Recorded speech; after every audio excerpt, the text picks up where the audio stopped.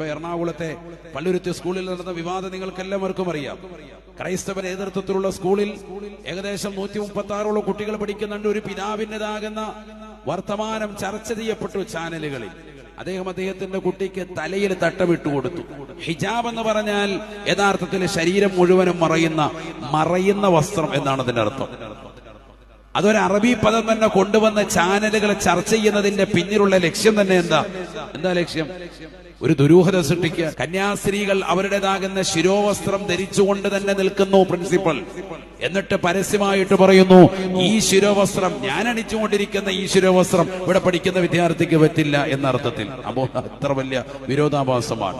അവര് ധരിച്ചുകൊണ്ടിരിക്കുന്നത് അതേ വസ്ത്രമാണ്.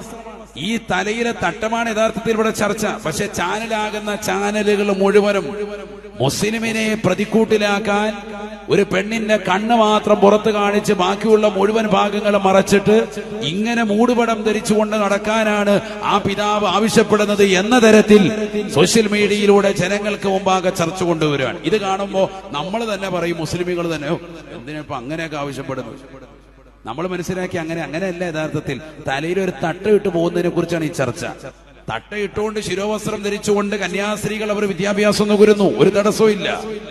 സിഖുകാര് തലയെക്കെട്ട് ധരിച്ചുകൊണ്ട് വിദ്യാഭ്യാസം നുകരുന്ന ഒരു ചർച്ചയില്ല. എന്നാൽ മുസ്ലിം